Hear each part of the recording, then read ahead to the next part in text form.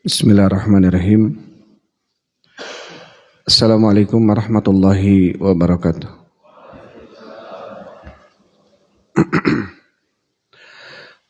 Alhamdulillahilladzi arsala rasulahu bil huda wa dinil haq liyudhhirahu 'alad dini kullihi wa kafa billahi syahida wa asyhadu an la ilaha illallah wahdahu la syarikalah iqraran bihi wa tauhida wa asyhadu anna Muhammadan abduhu wa rasuluh.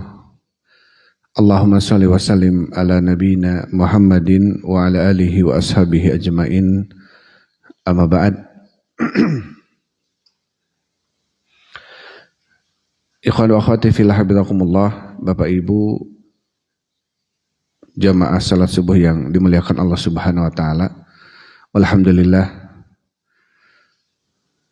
senantiasa kita memuji dan bersyukur kepada Allah Subhanahu wa taala atas segala limpahan rahmat dan karunia yang Allah berikan kepada kita semua, sehingga di pagi ini kita masih dibangkitkan dalam kondisi beriman, dalam kondisi diberikan hidayah oleh Allah, sehingga kita masih bisa melaksanakan sebagian kewajiban kita, yaitu salat subuh berjamaah dilanjut dengan thalabul ilm.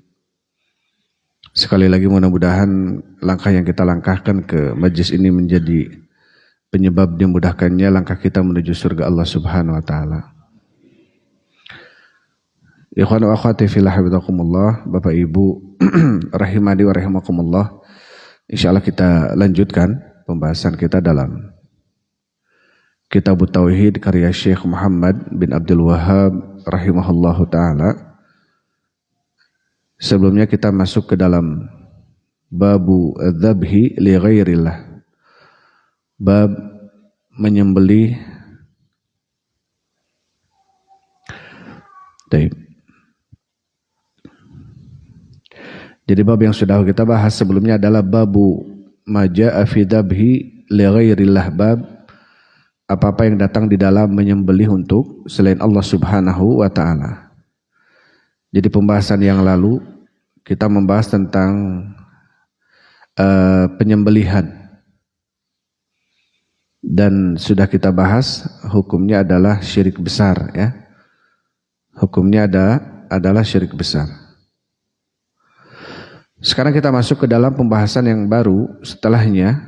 Bismillahirrahmanirrahim. Qala Syekh rahimahullahu taala, babun bab la yudbahu lillahi bimakanin yudbahu fihi li ghairillah. Bab la yudbah, tidak boleh disembelih atau tidak boleh menyembelih lillahi untuk Allah, bimakanin di sebuah tempat, yudbahu fihi yang disembelih di dalamnya, li ghairillahi untuk selain Allah Subhanahu wa taala. Artinya di dalam bab ini akan dijelaskan oleh Syekh tentang tidak bolehnya seseorang menyembelih sesembelihan di sebuah tempat yang tempat tersebut menjadi tempat sesembelihan untuk selain Allah Subhanahu wa taala. Dibawakan bab ini setelah bab sebelumnya adalah bab majaa fi dzabhi li ghairillah, bab tentang menyembelih untuk selain Allah. Kemudian dibawakan bab ini karena tentunya ada kaitan, ya, dengan bab sebelumnya. Kalau bab sebelumnya adalah tentang hukum menyembelih untuk selain Allah, adapun sekarang adalah hukum menyembelih untuk Allah tetapi di tempat tersebut pernah dilakukan sesembelihan untuk selain Allah. Jadi kalau bab sebelumnya adalah hukum tentang menyembelih untuk selain Allah, kalau dalam bab ini adalah niatnya menyembelihnya untuk Allah, tetapi dilakukannya di sebuah tempat yang tempat tersebut jelas-jelas dipakai kesyirikan, dipakai sesembelihan untuk selain Allah Subhanahu wa taala. Maka bab ini Syekh Shalih Fauzan mengatakan wa hadzal babu fihi man'ul wasilah. Maka bab ini di dalamnya ada larangan tentang wasilah. Artinya perantara yang sampai ke dalam kesyirikan. Jadi termasuk bab syaddud dari'ah, menutup pintu celah untuk sampainya ke dalam sebuah kesyirikan yang besar.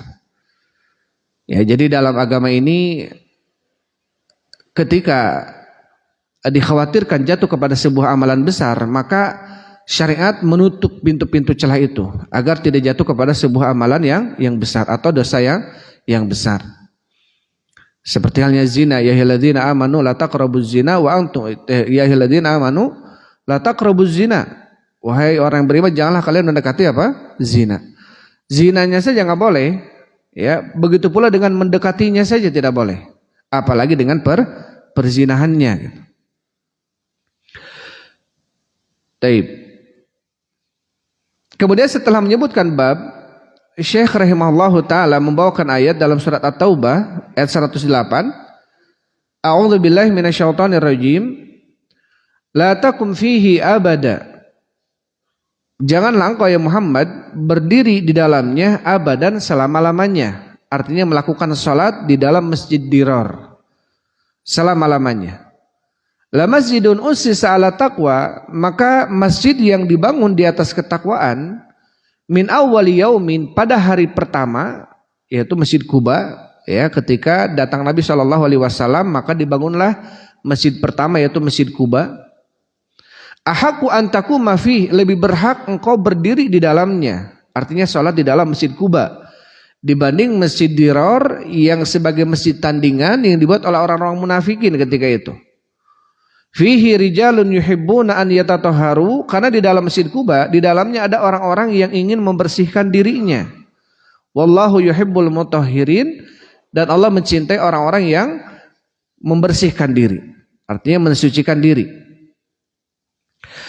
Maka kaitan daripada ayat ini dibawakan oleh Syekh rahimahullahu taala ke dalam bab, ya, babnya adalah bab la yudbah lillahi bimakanin yudbahu fihi li ghairillah. Bab tidak boleh menyembelih sesembelihan di sebuah tempat yang di tempat tersebut disembelih untuk selain Allah.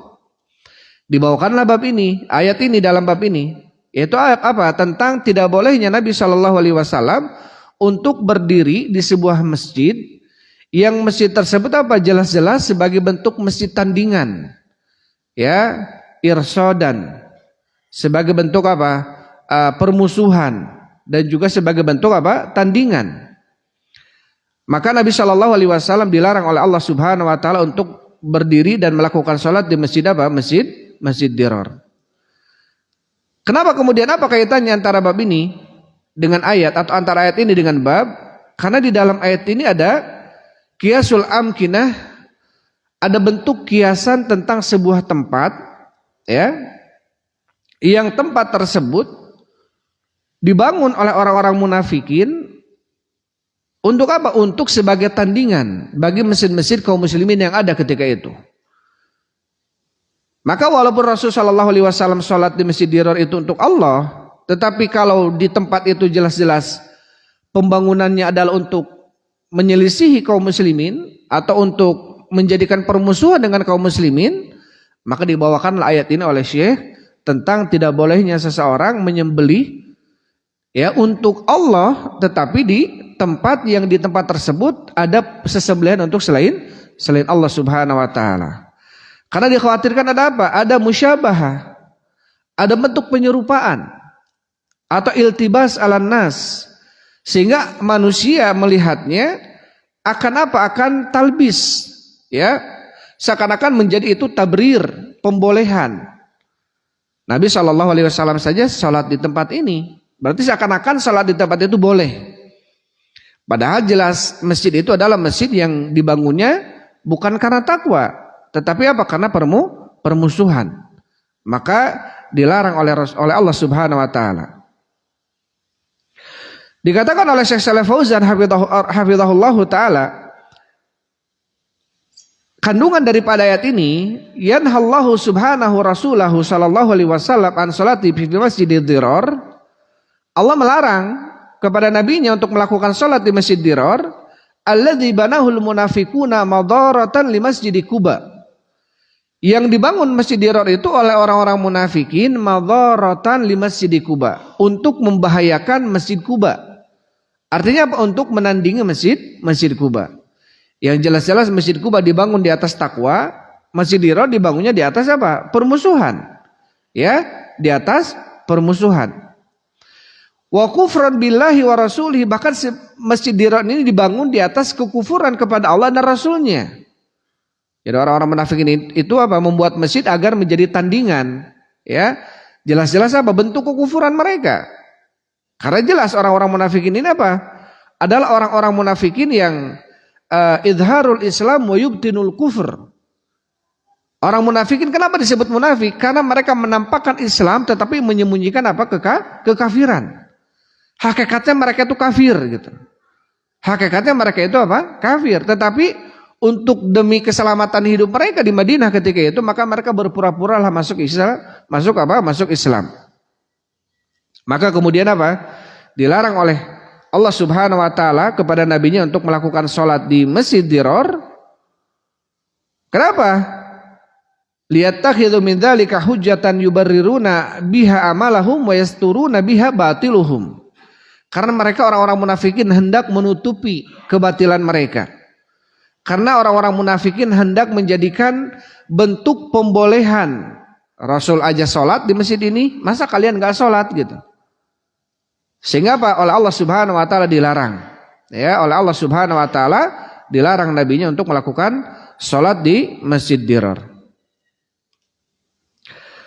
Taib. Adapun dalil ini dibawakan kepada di dalam bab ini adalah kaitannya kias. Artinya apa? Tentang tidak bolehnya seseorang melakukan ibadah yang di dalam tempat itu ada bentuk peribadatan kepada selain Allah Subhanahu wa taala. Karena dikhawatirkan ada musyabahatul kufar. Dikhawatirkan ada bentuk penyerupaan terhadap orang-orang kafir. Ya. Kita menyembelih kurban Idul Adha misalkan di sebuah tempat yang tempat itu di bawah pohon beringin misalkan. Yang jelas-jelas pohon beringin itu dipakai orang-orang musyrikin untuk melakukan ritual kesyirikan mereka. Ketika kita menyembelihnya Idul Kurban, menyembelihnya misalkan akikah atau sesembelihan halal yang lainnya, maka orang-orang akan menyangka bahwasanya kita termasuk golongan orang-orang yang melakukan kesyirikan di tempat itu. Maka ada musyabahah. Ada bentuk penyerupaan. Di dalam banyak syariat Nabi SAW itu tidak boleh ya kaum muslimin ini menyerupai orang-orang kafir, baik Yahudi, Nasrani, Majusi gitu ya, ataupun orang-orang musyrikin, maka tidak boleh. Makanya kenapa kita dilarang oleh Rasulullah SAW la salata ba'dal fajri hatta tatlu asyamsu wala ba'dal isya wal ba'dal asri hatta tagruba. Tidak boleh seseorang di antara kalian salat setelah subuh sampai munculnya fajar, munculnya matahari, dan tidak boleh seseorang di antara kalian salat setelah asar sampai terbenamnya matahari. Kenapa seseorang tidak boleh melakukan salat di antara itu waktunya? Karena di dalam waktu-waktu itu orang-orang Majusi mereka sedang menyembah matahari. Ya, mereka sedang menyembah apa? Matahari. Karena orang Majusi ini mereka menyembahnya pada dua keadaan, dua kondisi. Ketika matahari terbenam dan ketika matahari apa? Terbit. Dan ketika kaum muslimin sholat di waktu-waktu itu, artinya sholat sunnah, kalau sholat qadha misalkan bukan sholat qadha, sholat misalkan dia lupa, subuhnya telat, ya ingatnya pas bangunnya pas matahari muncul, nggak apa-apa sholat di waktu itu. Adapun sholat sunnah maka tidak dianjurkan, ya. Kenapa? Ada bentuk penyerupaan dengan orang-orang Majus atau orang-orang Majusi, sehingga dilarang dalam Islam ini. Ya, kenapa? Karena ada bentuk penyerupaan. Karena di waktu-waktu itu orang-orang Majusi sama sedang apa? Ruku dan sujud. Tapi ruku dan sujudnya kepada siapa? Kepada matahari.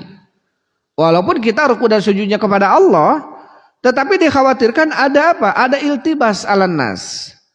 Ya, ada ada bentuk anggapan kesamaan kepada manusia yang lainnya loh. Ini orang-orang muslim sama juga nih ruku dan sujud di waktu-waktu ini.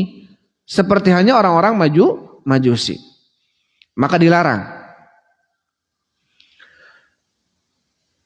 Taib. Itu ayat yang pertama dibawakan oleh Syekh rahimahullahu ta'ala. Dan diambil dari ayat ini kata Syekh Shalih Fauzan, man udzabhi lillahi fil mawadi'il mu'addati lidzabhi li ghairihi. Larangan menyembelih untuk Allah di tempat-tempat yang tempat tersebut dipersiapkan untuk sesembelihan selain Allah. Ini tidak boleh. Ya, walaupun kita menyembelihnya untuk Allah. Dan yang kedua adalah istihbabus sholati mal jama'ati sholihin al mutanazihina an mulabasatil qadurat. Mustahabnya disukainya sholat berjamaah, dianjurkannya sholat berjamaah dengan orang-orang soleh. Karena Rasulullah ketika mau melakukan sholat di Masjid Dirar dilarang oleh Allah. Kemudian la masjidun ussisa ala taqwa min awwali yaumin ahaqqu an taquma fi. Masjid yang dibangun atas dasar takwa di hari pertama engkau datang ke Madinah, maka lebih berhak untuk engkau berdiri di dalamnya. Fihi rijalun yuhibbuna an yatatahharu. Karena di dalamnya ada orang-orang yang ingin mensucikan dirinya. Maka di sini ada anjuran kita berjamaah itu sholat dengan orang-orang yang soleh, yang sama-sama ingin mensucikan dirinya. Dan di dalam ayat ini kata Syekh Shalih Fauzan, itsbatul mahabbati lillahi ala wajhil laiki bihi subhanah. Ada penetapan sifat mahabbah bagi Allah. Jadi Allah mencintai. Allah mencintai. Tentunya bentuk kecintaan yang cocok dengan zat Allah Subhanahu wa taala. Taib, itu ayat yang pertama. Kemudian setelah membawakan ayat yang pertama, Syekh rahimahullahu taala membawakan hadis Al-Thabit bin Dhahhak dari Thabit bin Dhahhak. Beliau ini seorang sahabat, semoga Allah meridainya. Qala, beliau mengatakan, nazara rajulun, nazara telah bernazar, rajulun seseorang, an yanhara ibilan, untuk menyembelih seekor unta, bibuanah, di sebuah tempat yang namanya buanah. Fasa'ala Nabi sallallahu alaihi wasallam, maka orang ini datang kepada Nabi dan bertanya tentang hukumnya menyembelih sebuah sesembelihan, dan sesembelihan tersebut disembelihnya di tempat namanya buanah. Faqala, maka Nabi sallallahu alaihi wasallam bersabda, hal kana fiha wathanun min awthanil jahiliyati yu'bad? Maka ini ditanyakan oleh Nabi sallallahu alaihi wasallam yang pertama, apakah di buanah itu ada patung-patung daripada patung-patung jahiliyah yang disembah? Jadi apakah di buana itu sebuah tempat? Kenapa kau nadarnya di buana?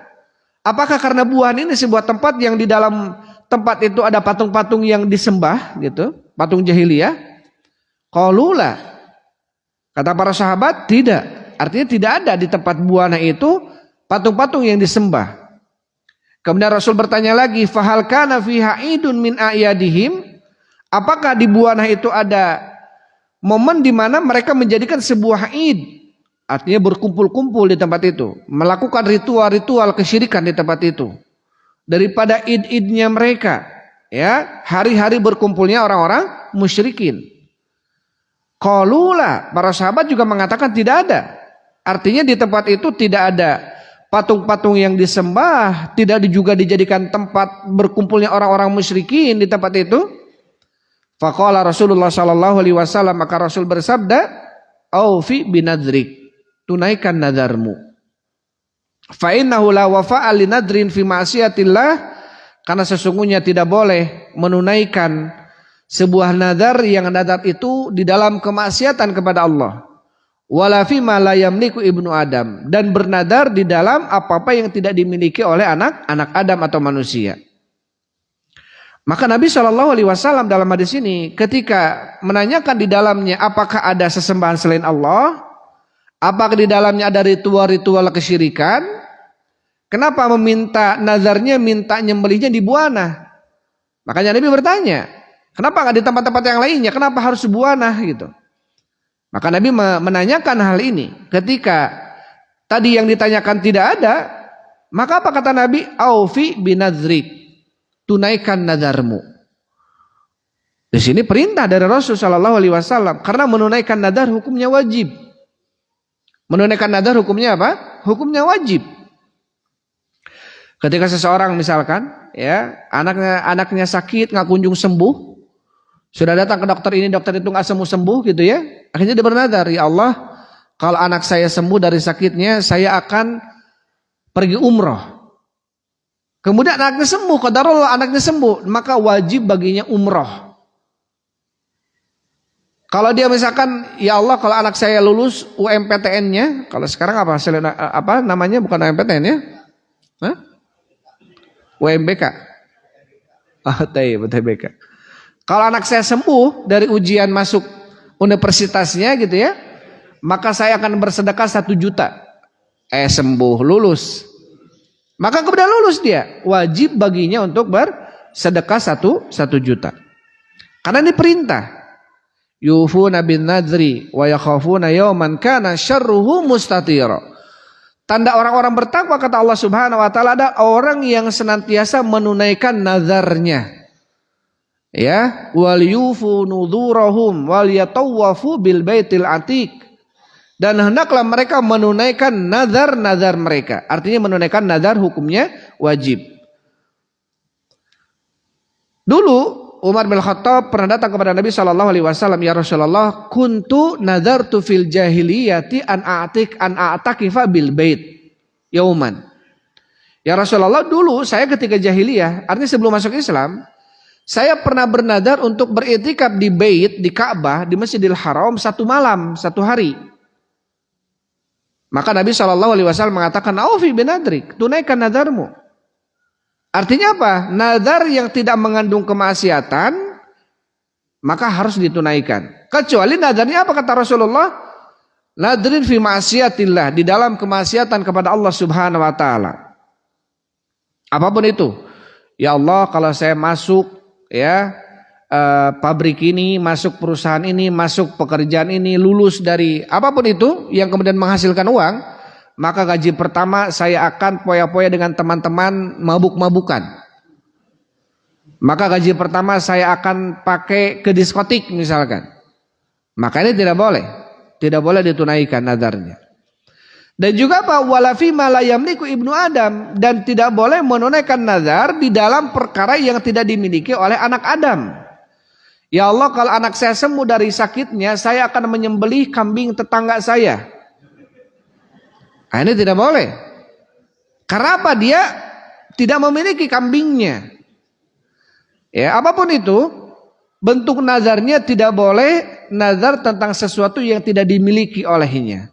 Bahkan tidak dimampui olehnya. Adapun selain itu berarti apa? Wajib menunaikan apa? Menunaikan nazar. Ini menunaikan nazar hukumnya wajib. Tetapi kalau bernazarnya itu sendiri bagaimana hukumnya? Para ulama jumhur mengatakan makruh, bahkan ada yang mengatakan haram. Ya. Karena Rasulullah SAW mengatakan dalam hadis Ibnu Umar dan hadis yang lainnya, yanha Rasulullah anin nazri, Rasul melarang seseorang untuk bernazar. Fa innahu la yustakhraju bihi minal bakhil, la yati bi khair innama yustakhraju bihi minal bakhil. Karena nazar itu tidaklah datang mendatangkan kebaikan, hanya nadar tersebut datang dari orang yang bakhil. Ya. Apalagi kalau ada nadar yang sifatnya muqayyad. Kalau anak saya sembuh dari sakitnya, saya akan bersedekah 1 juta. Berarti kalau nggak sembuh-sembuh nggak sedekah-sedekah. Kalau anak saya sembuh dari sakitnya, saya akan pergi umroh. Berarti kalau nggak sembuh berarti nggak umroh-umroh. Dan seterusnya. Berarti apa kata Rasul? Innama yustakhraju bihi minal bakhil. Sesungguhnya ya nadar itu hanya mengeluarkan seseorang dari kepelitan. Menunjukkan bahwasanya dia ini seorang yang pelit. Maka sebagian ada yang memakruhkan. Kita kembali. Di dalam hadis ini dikatakan oleh Syekh Shalih Fauzan hafizahullahu taala bahwasanya seorang rawi yang disebutkan oleh Thabit bin Dhahak dalam hadis ini, beliau apa? Telah iltazama li rabbih an yanhara ibilan fi mawdi'in muayyan ala wajhi ta'ati wal qurbah. Orang tersebut sudah bertekad dalam dirinya untuk Allah, artinya bernazar, menyembelih seekor unta di sebuah tempat yang sudah ditentukan. Tentunya dia menyembelihnya untuk Allah sebagai bentuk ketaatan. Maka datang kepada Nabi SAW untuk menunaikan hal tersebut. Maka Nabi bertanya tentang poin-poin yang tadi disebutkan. Ketika poin itu tidak ada, maka dibolehkan. Berarti kalau poin itu ada, Kalau jelas di tempat itu ada patung yang disembah selain Allah, kalau jelas di tempat tersebut dilakukan oleh orang-orang musyrikin sebagai bentuk ritual mereka menyembelih sesembelihan, menyembelih ayam hitam gitu ya, menyembelih kambing apalah namanya, kemudian diperuntukkan untuk patung-patung mereka, berhala-berhala mereka, maka Rasul akan melarang sahabat ini untuk menunaikan apa? Nadarnya. Kenapa? Karena bentuk kemaksiatan. Karena bentuk apa? Kemaksiatan. Juga di dalam hadis ini kata Syekh Shalih Fauzan, di dalamnya apa? Ada istifsalul mufti minal mustafti qoblal fatwa. Pentingnya bagi seorang yang berfatwa, ketika dia mau berfatwa tentang sebuah fatwa dan hukum, maka harus ada istifsal. Artinya memperinci pertanyaannya, ya. Betul-betul memperinci pertanyaannya. Karena seorang mufti itu hakikatnya seperti seorang dokter yang perlu tahu diagnosa penyakitnya apa nih. Karena antara satu dengan yang lainnya mungkin resepnya, obatnya beda. Harus tepat diagnosanya, harus tepat istifsalnya. Ya, harus betul-betul diperinci. Maka banyak Nabi SAW ketika sahabat datang kepada Nabi SAW, "Ausini, berikanlah wasiat kepadaku ya Rasulullah." Kemudian Rasul mengatakan, "La taghdhab." Jangan kau marah. Faraddada miraran. Kemudian Rasul mengulang-ulang, "La taghdhab." Jangan kau marah. Tapi datang kepada sahabat yang lainnya, datang lagi kepadanya, "Ausini ya Rasulullah, berikanlah wasiat kepadaku." Maka usikum bitaqwallah wa sam'i wa ta'ah. Aku wasiatkan kalian kepada Allah untuk mendengar dan taat kepada pemimpin. Walaupun yang memimpin kalian adalah seorang budak dari Habasyah. Datang lagi seorang sahabat Abu Hurairah, "Ausani khalili bitsalas," telah memberikan wasiat kepadaku kekasihku yaitu Nabi Muhammad SAW dengan 3 perkara. An utiru qabla an anam, agar saya witirnya sebelum tidur. Wa an usolli raqatai duha, agar saya melakukan duha 2 rakaat. Kemudian wa an asuma fi kulli syahrin 3 ayyam, agar saya berpuasa setiap bulannya 3 hari. Kenapa wasiat ini tidak diberikan oleh Rasul seperti kepada sahabat-sahabat yang lainnya, Abdullah bin Amr bin Al-As, agar puasa Daud atau puasa Senin Kemis. Tapi Abu Hurairah disuruh puasa ini cuma 3 hari 1 bulannya. Kata Ibnu Qayyim rahimahullahu taala, karena Abu Hurairah sosok pelajar yang gigih ketika itu. Sosok murid yang giat dalam belajarnya. Duduk dengan Rasul cuma 3 tahun. Ketika tahun Fatu Mekah tahun 8 Hijriah. Sampai meninggalnya Rasulullah cuma 3 tahun Abu Hurairah. Tapi Abu Hurairah seorang sahabat yang paling banyak ilmu hadisnya. Sampai ditanyakan oleh para sahabat-sahabat yang lainnya, kenapa? Cuma 3 tahun duduk dengan Rasulullah tapi ilmu hadisnya paling banyak. Dibanding Abu Bakar, dibanding Umar. Yang sampai kepada kita, itu riwayat Abu Hurairah ribuan hadis, ratusan ribu hadis. Dibanding apa? Sahabat-sahabat yang lainnya. Padahal cuma 3 tahun. Maka Rasul tahu kondisi Abu Hurairah ini. Ya, malamnya begadang hafalan hadis, malamnya begadang hafalan Quran, malamnya begadang mencari ilmu dan lain sebagainya. Maka diingatkan oleh Rasulullah agar tidak lupa sholat witir, setidaknya sebelum tidur witir dulu. Dikhawatirkan apa? Kebablasan bangunnya. Artinya bangun pas adzan subuh gitu ya, belum witir. Maka pengganti tahajudnya atau sholat malamnya dianjurkan untuk senantiasa melakukan sholat 2 rakaat duha. Taib. Dan puasanya maka dianjurkan untuk berpuasa 3 hari dalam 1 bulan. Karena amila sayyi'ah atau amila hasanah asyru bi amsalihah. Amalan kebaikan itu dilipat gandakan 10 kali lipat. Maka 3 hari dalam 1 bulan seperti berpuasa 1 bulan penuh gitu ya.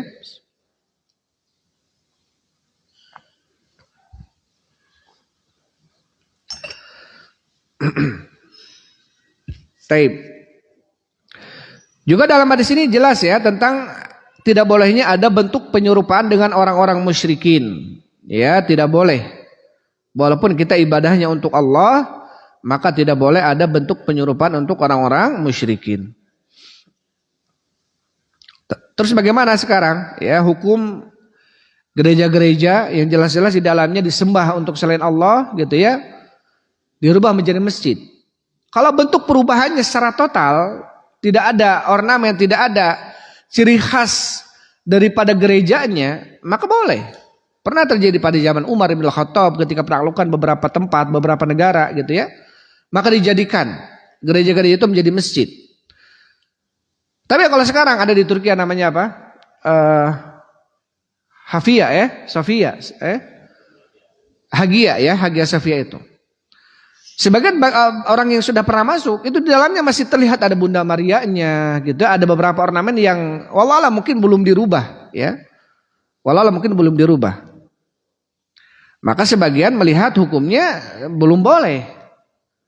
Ya, sebagian melihat hukumnya belum boleh. Kecuali kalau memang betul dipugar menjadi masjid dan tidak ada sedikit pun di dalamnya apa tanda-tanda kegerejaannya, ya, apalagi salib misalkan.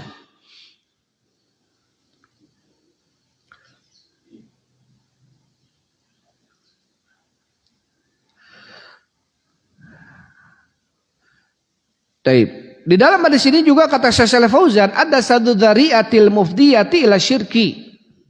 Ada anjuran seseorang untuk menutup pintu celah-celah yang bisa mengantarkan kepada kesyirikan. Yang bisa mengantarkan kepada kesyirikan. Apapun bentuknya. Ya, apapun bentuknya. Ketika kita dikhawatirkan jatuh dan sampai kepada kesyirikan, apalagi kesyirikan besar, maka ini tidak boleh untuk kita untuk kita konsumsi. Untuk kita baca dan percayai misalkan. Sekarang banyak katanya live TikTok itu orang-orang bertanya bisa dijadikan pertanyaan tentang khodam. Khodamnya apa? Ya, khodamnya apa? Bertanya khodamnya apa, tanggal apa dia dijawab. Khodamnya kamu nanti begini. Berarti untuk nontonnya itu tidak boleh. Karena apa? Dikhawatirkan mengantarkan kepada kesyirikan. Baca-baca majalah-majalah yang di dalamnya ada zodiak. Berarti membacanya saja sudah tidak boleh. Karena dikhawatirkan apa mengantarkan kepada kesyirikan. Intinya apa? Sebuah amalan yang amalan tersebut dikhawatirkan jatuh kepada sebuah amalan yang besar dosanya, apalagi syirik, maka itu tidak boleh. Kita harus menutup pintu celah-celah yang bisa menyampaikan atau mengantarkan kepada kesyirikan. Kemudian tarkul musyabbahatil musyrikin fi ibadatihim wa ayadihim wa in kana la yuqsadu dzalik. Meninggalkan bentuk penyerupaan ya dengan orang-orang musyrikin di dalam ibadah-ibadah mereka atau hari id-idnya mereka. Walaupun kita tidak bertujuan itu. Ya, tapi di tempat yang sama dengan orang-orang musyrikin maka dikhawatirkan ada musyabahah. Ada bentuk penyerupaan, maka tidak boleh. Maka dalam Islam ini bentuk penyerupaan dengan orang-orang musyrik, orang kafir, Yahudi, Nasrani, Majusi dilarang oleh Rasul. Sampai Rasul mengatakan man tasyabbaha biqaumin fahuwa minhum. Barang siapa yang menyerupai satu kaum maka dia termasuk dari golongannya. Ya, termasuk dari golongannya. Kenapa kemudian kemarin kita Muharram puasa tanggal 9-nya ya, bukan tanggal 10-nya saja. Karena ketika Rasul sallallahu alaihi wasallam datang ke Madinah, orang-orang Yahudi sudah berpuasa tanggal 10. Sampai Rasul bertanya, "Mahadal yaum?" Ada apa dengan hari ini? Sampai begitu orang-orang Yahudi ini begitu memuliakan hari ini sehingga mereka berpuasa pada hari ini. Kata para orang-orang Yahudi mengatakan, "Hadzal yaum najallahu fihi Musa wa nahnu nasumu syukran lillah." Hari ini adalah hari di mana Nabi Musa diselamatkan oleh Allah dari pengajaran Firaun tanggal 10 Muharram itu. Sehingga kami berpuasa untuk Allah sebagai rasa syukur kami. Maka kemudian Rasulullah mengatakan, dan kami lebih berhak untuk berpuasa dibanding mereka. Akhirnya Rasul menganjurkan, memerintahkan bahkan puasa Muharram. Maka kewajiban puasa bagi kaum muslimin sebelum datangnya Ramadan adalah puasa Muharram. Wajib asal hukumnya. Tetapi ketika tahun kedua Hijriah datang puasa Ramadan, kata Rasul apa? Man sya'a shaumahu wa man sya'a aftarah. Barang siapa yang ingin berpuasa Muharram silahkan berpuasa. Barang siapa yang mau berbuka silahkan berbuka. Artinya hukumnya menjadi sunnah. Tapi kemudian diingatkan oleh Aisyah, "Ya Rasulullah, hadzal yaum tu'addzimuhul yahud." Wahai Rasulullah, hari ini tanggal 10 ini adalah hari di mana orang-orang Yahudi mengagungkan hari ini. Berarti kita sama dengan orang Yahudi. Sama mengagungkan. Katanya tidak boleh. Maka Rasul mengatakan, "Lau istul qabila asuman natasi." Kalau saya hidup tahun depan, saya akan berpuasa tanggal 9-nya. Sampai Ibnu Abbas, kalau tidak sempat tanggal 9, maka tanggal 11-nya. Intinya jangan berpuasa Muharram sendirian. Harus ada sebelumnya atau harus ada setelahnya. Untuk apa? Menyelisih orang-orang Yahudi. Ya, menyelisih orang-orang Yahudi. Hampir seluruh syariat Islam ini dibangun, dijadikan sebuah risalah untuk Rasul Shallallahu Alaihi Wasallam, itu bentuk ibadah yang jelas-jelas menyelisih orang-orang Yahudi. Seperti kita sudah pernah menjelaskan ya, adanya syariat syahur dalam puasa kita. Kenapa? Karena kata Rasulullah, al-faslu ma baina siyamina wa siyami ahlil kitab aqlatus sahur. Yang membedakan puasanya kita orang muslim dengan puasanya Yahudi dan Nasrani adalah makan sahur. Jadi Yahudi dan Nasrani juga ada anjuran puasa. Ya, jadi sebelum Islam pun ada anjuran puasa. Tapi mereka tidak ada sahurnya. Maka kita harus ada sahurnya. Ini menunjukkan bahwasanya apa? Syariat Islam ini tidak sama atau beda dengan syariat-syariat Yahudi dan syariat-syariat Nasrani. Kemudian kata Syekh Shalih Fauzan, bahwasanya menyembelih untuk Allah di sebuah tempat yang di tempat itu ada sesembelihan yang dilakukan oleh orang musyrikin, maka ini sebagai bentuk kemaksiatan. Ya, tidak boleh, dosa hukumnya. Yang ketujuh, nadar maksiat tidak boleh untuk menunaikannya. Yang kedelapan, bahwasanya nadar yang tidak dimiliki oleh seorang manusia, seperti mengatakan ya, wajib untuk Allah atasku agar saya membebaskan seorang budak si fulan. Jelas-jelas budaknya itu bukan milik dia, maka ini tidak boleh untuk ditunaikan. Yang kesembilan dan terakhir, wujubul wafa bin nadri al khali minal ma'asiyatid dakhili tahtal milkin nadir.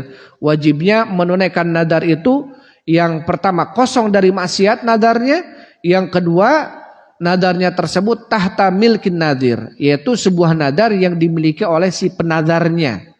Saya bernadar, kalau anak saya sembuh, saya akan sedekah dari uang saya, bukan dari uang tetangga misalkan. Atau kalau anak saya sembuh, saya akan menyembelih kambing saya, bukan kambing tetangga. Maka ini harus ditunaikan. Yang ke-10, an-nadru ibadatun la yajuzu sarfuhu li ghairillah. Nadar itu adalah ibadah, tidak boleh seseorang memalingkannya untuk selain Allah Subhanahu wa taala. Insyaallah kita akan lebih perjelas tentang nadar di dalam bab setelahnya. Babu minasyirki an-nadru li ghairillah. Bab termasuk kesyirikan bernadar untuk selain Allah Subhanahu wa taala. Taib, Bapak Ibu yang dirahmati Allah Subhanahu wa taala, itu mungkin yang bisa saya sampaikan untuk pagi hari ini ya. Insyaallah kita akan bahas tentang nadar di waktu yang akan datang. Sebelum ditutup mungkin ada yang ditanyakan. Silakan Bapak. Mangga Pak Wan.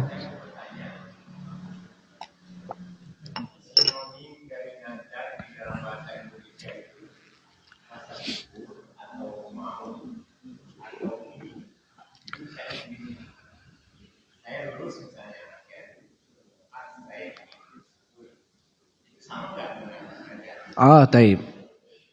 Jadi pertama, nazar secara bahasa, nazar ilzamul mukallaf ala rajulin laysa taklifi minallah. Jadi nazar itu adalah mengharuskan, membebankan sesuatu bagi dirinya yang sesuatu itu bukan beban dari Allah Subhanahu wa taala.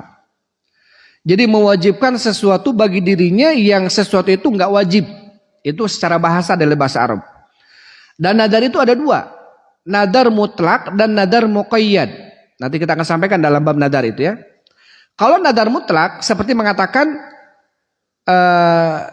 saya akan berpuasa untuk Allah Subhanahu wa taala.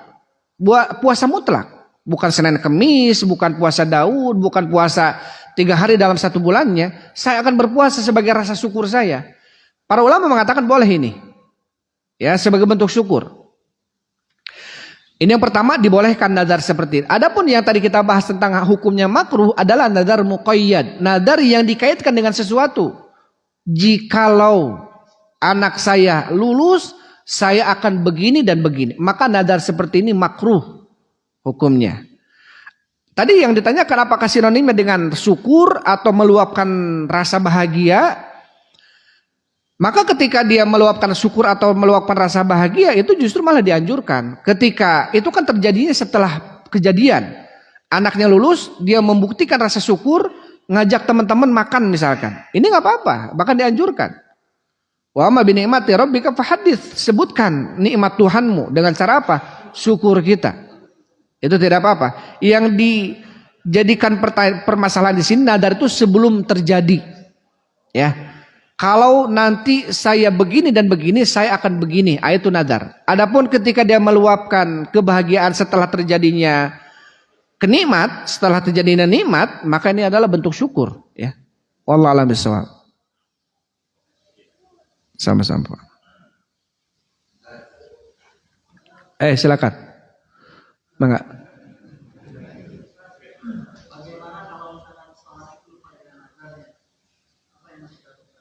Harus ditunaikan ketika dia ingat. Harus ditunaikan ketika. Taib. Jadi ada kafaratun nadar, maka dia berpuasa 3 hari. Dia berpuasa 3 hari.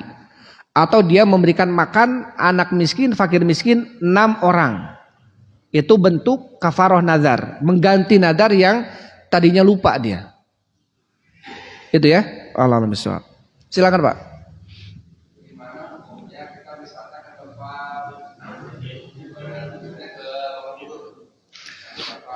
Taib. Gimana kita hukumnya tempat wisata yang jelas-jelas syirik dia, bentuk atau tempat kesyirikan? Ini tentunya dilarang, ya, jelas-jelas dilarang. Apakah hukumnya menjadi syirik? Ini tidak. Tapi hukumnya apa? Menjadi tabrir, seakan-akan bentuk pembolehan kita kaum muslimin mendatangi tempat itu, sehingga orang akan beranggapan dah muslim juga datang, berarti boleh ini. Apalagi yang datangnya ustadz misalkan, ya. Kalau kita datangnya orang biasa yang tidak dikenal misalkan, ya, orang nggak akan meniru kita. Tapi kalau ustadz besar datang ke tempat itu, otomatis jamaahnya akan menjadikan itu sebagai bentuk pembolehan. Ini tidak boleh. Tapi kalau ke tempat yang jelas-jelas tempat itu diazab oleh Allah, seperti kaum Samud, seperti tempat-tempat yang diazab oleh Allah di Timur Tengah banyak, ya. Tapi sekarang menjadi tempat apa? Wisata sekarang. Rasulullah SAW mengatakan, la ta'tuha illa wa antum bakun, janganlah kalian mendatangi tempat itu kecuali kalian mendatangi dalam kondisi menangis. Tapi sekarang malah dibuka sekarang. Al-Ula, tempat-tempat Brixton, ya, atau di Madinah, tahu jauh lagi, masih 9 jam dari Madinah. Tapi sekarang di tempat itu dibuka. Qadarullah, itu untuk menarik sebetulnya wisata mungkinnya, wallahu a'lam bishawab. Saudi sudah mulai kekurangan devisanya, wallahu alam, sehingga dibukalah itu untuk, ya, intinya dunia lah mungkin, ya, wallahu alam bishawab. Taib. Jadi hukumnya paling kecil makruh, ya, paling kecil makruh, wallahu alam bishawab. Itu saja mungkin, ya, yang bisa saya sampaikan. Wallahu a'lam bishawab. Alhamdulillah wassalatu wassalamu ala Rasulillah. Subhanakallahumma rabbana wa bihamdik asyhadu an la ilaha illa anta astaghfiruka wa atubu ilaik. Assalamualaikum warahmatullahi wabarakatuh.